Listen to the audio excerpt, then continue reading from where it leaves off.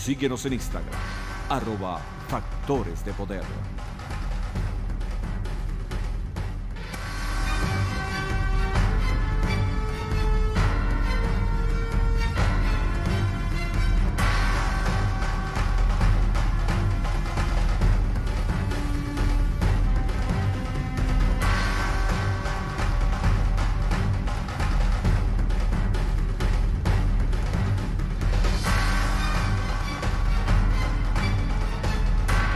Agárrate con Patricia Poleo.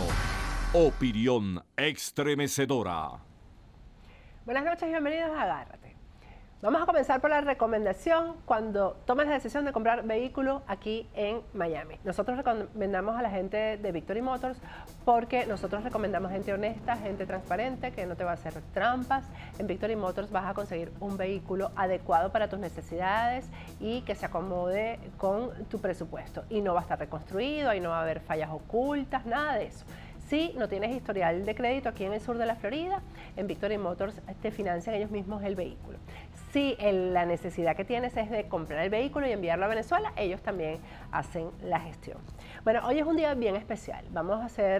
Estamos acompañados por un colega que es realmente de esos que los hacen sentir a uno orgulloso de ejercer este oficio, de estar en este apostolado, de ejercer este apostolado. Esto más que un oficio, es un apostolado. Es alguien que nos va a dar luces acerca de un país que es como Venezuela, o que está en la misma situación de Venezuela, un país de la región que ha sido contaminado por esto del socialismo del siglo XXI, pero que además nos va a mostrar muchas de esas mentiras con las que el populismo llega al poder para después traicionar a quienes precisamente los colocan en esos lugares de mando. Se trata de Sammy Schwartz, está conmigo aquí en el estudio. Sammy Schwartz, aunque ustedes no lo crean, es boliviano. Gracias, Sammy, por acompañarme. Muchas gracias por la invitación, Patricia. Un gusto estar aquí.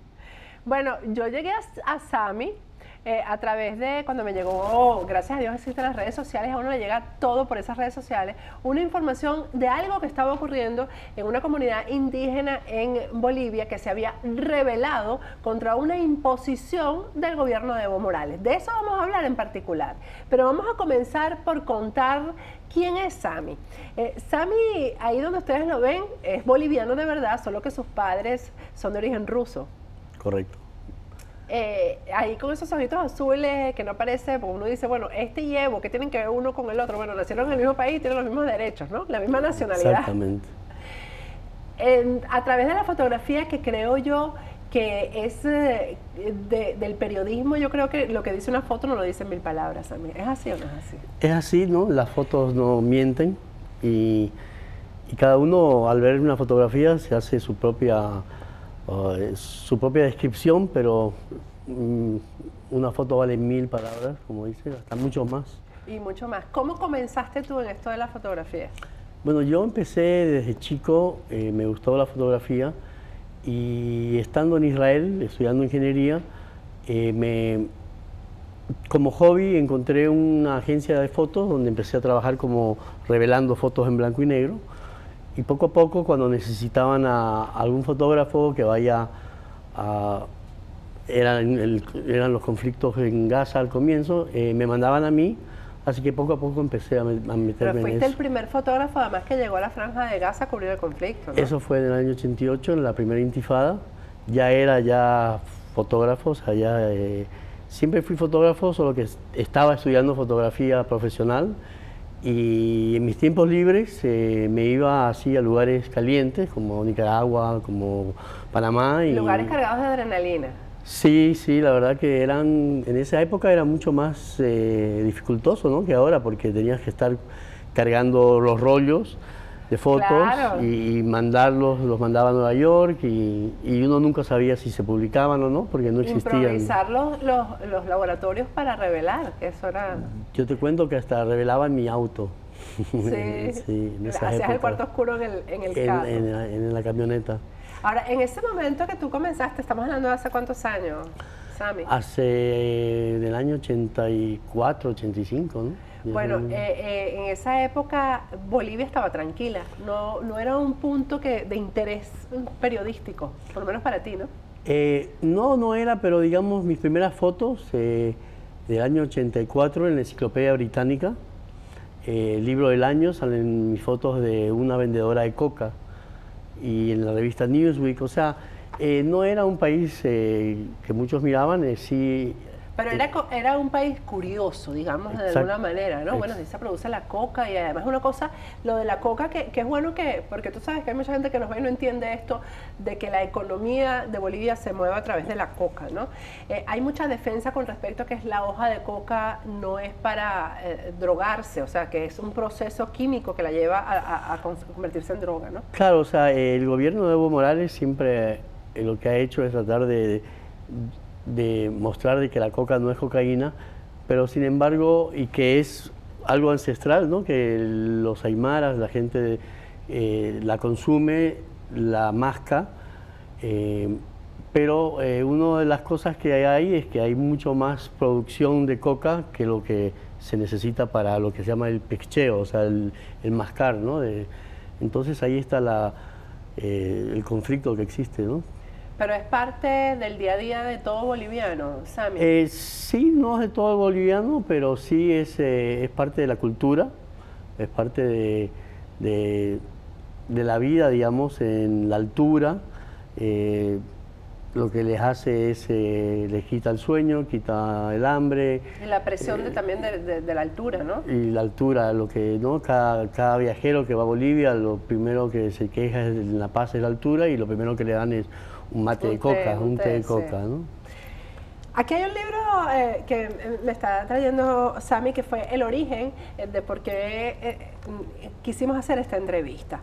Porque todos sabemos que Evo llegó a donde llegó, ahí a la presidencia, por ser indígena, por pertenecer a la etnia indígena, y bueno, que todo el mundo cuestionó eso, pero finalmente fueron los indígenas los que lo llevaron ahí, los que pelearon para que un miembro de su comunidad fuera presidente de Bolivia. ¿Qué ha pasado desde que eso ocurrió hasta este momento? Porque tú eres, además, el periodista, el único periodista que ha llegado a las comunidades con conflicto, que tienen conflicto con Evo, para reseñar todo lo que está pasando ahí. Bueno, una de las cosas que los bolivianos vimos fue que después de todos los gobiernos que hemos tenido, llegó Evo Morales, que es un sindicalista y sigue siendo presidente de las 6 federaciones de cocaleros, o sea, la gente que produce la coca, ¿no? En La Paz, en Cochabamba, y la gente le pensó que iba a ser algo diferente.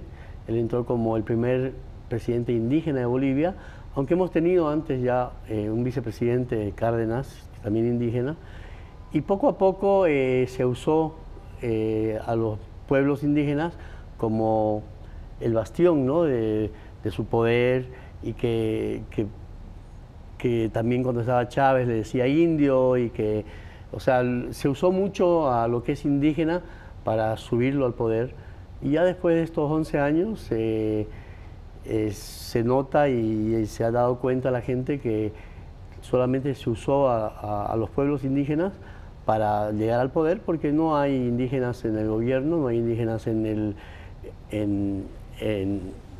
ministros, no hay indígenas, muchos indígenas de senadores, entonces les han quitado sus leyes poco a poco y los han dividido, dividiéndolos en las 36 naciones que hay. Por lo menos han dividido 32 de los pueblos indígenas, haciendo paralelos, haciendo organizaciones paralelas con su propia gente, para reclamar cosas que en verdad no quieren los mismos indígenas. Eso es, claro, estaba hablando con Sammy antes de entrar al programa acerca del librito, del manual que existe en cada uno de estos países, el manual del socialismo del siglo XXI, y que eso viene, por cierto, de donde son tus orígenes. Eso no viene de Cuba, eso viene de la Unión Soviética. Sí, eso se originó ahí y terminó siendo el manual de la América Latina, de los países de América Latina que han entrado en esto. Específicamente, el tema de Tibnis, se llama la comunidad que está en conflicto, pero además de una forma muy digna, que yo quiero que tú la cuentes, Sammy, ¿no? ¿Cómo esa comunidad en este momento está defendiendo su territorio y de qué lo está defendiendo? Bueno, el Tibnis se llama Territorio Indígena Parque Nacional Isiboro Sécure. Fue creado en el año 82 más o menos, pero en el año 90 se hizo una marcha para que se declare un área protegida y los indígenas que vivían ahí marcharon y el gobierno lo hizo un área protegida, un parque nacional. Abajo de este parque nacional están las plantaciones de coca, que se llama el Polígono 7, que es donde están las federaciones donde Evo es presidente de los cocaleros. Y en el año 2011 el gobierno solicitó hacer una carretera que una Cochabamba y el Beni, dos de los estados, y trazaron con una empresa brasilera que se llama OAS un contrato para hacer esta carretera, pero por el medio del Tibnis, o sea, por el medio de este parque nacional. Y en 2011 se hizo una marcha, la 8ª marcha, donde yo marché con ellos 77 días, ¿no? Y fueron... Es decir, ¿cómo son esas marchas? Porque cuando la mayoría de nuestro público obviamente es venezolano y entiende una marcha salimos un rato y regresamos a la casa. ¿Cómo son estas marchas? Estas marchas salimos de la Amazonía, del Beni, caminando más de 4.000 kilómetros en 70 y tantos días, parando, y familias enteras, ¿no? Tratando de mostrar de que no quieren que una carretera pase por su casa, ¿no? Otra de las cosas que hay también es que esta carretera, o sea, la gente del Tibnis no está en contra de una carretera, más bien quisieran una carretera, pero que los beneficie, ¿no? Esta carretera, que está trazada por el gobierno, pasaría por el medio del parque, como te decía, y solo pasaría por 2 comunidades, y hay 68 comunidades de indígenas en este parque. Ahora, ¿eso va a beneficiar la carretera a las comunidades por donde va a cruzar la carretera o más bien los va a perjudicar? Es que esta carretera no beneficiaría a nadie porque solo pasa por 2 comunidades de las 68. ¿Y cuál es la idea de hacer? ¿Por qué el interés de Evo Morales de hacer la carretera? Bueno, esto es algo que él hace muchos años, cuando él no era todavía presidente, se lo había prometido a los cocaleros. Una de las cosas que pasa es que las tierras donde crecen la coca ya está saturada, ya está mal. Entonces, poco a poco han ido entrando al Parque Nacional y una carretera obviamente les daría más fuerza para beneficiar a los productores de coca. A los productores de coca, a los transportistas. El gobierno dice que va a traer educación, va a traer salud, pero ya la gente se ha dado cuenta que primero que no pasa por ninguna de las casas, ¿no? de las poblaciones de los indígenas. Ellos tendrían que caminar por lo menos 2 días para llegar a la carretera. ¿Hasta dónde han llegado estas comunidades indígenas para pelear por su territorio contra la carretera? ¿Qué es lo que ha pasado? Bueno, ha habido la 8ª marcha. En esta marcha los indígenas fueron agredidos por el gobierno. Los atacaron con gases, los maltrataron y la población del Beni salió en su defensa y no pudieron, digamos, hacerlos volver, y con ellos mismos llegamos a La Paz y fuimos recibidos por 1 millón de personas que fue algo que nunca se había visto en Bolivia. O sea, fue un encuentro entre la gente de la ciudad y la gente indígena, ¿no? Exactamente, ¿no? Por el mismo hecho de que... Y tú fotografiaste todo, Sam. Sí, yo ¿Tú fui el único... tienes un blog donde la gente pueda revisar tus fotos? Bueno, en mi Facebook, En Sammy Schwartz, y sammyschwartz.com. Y bueno, y lo que pasó fue que se hizo una ley.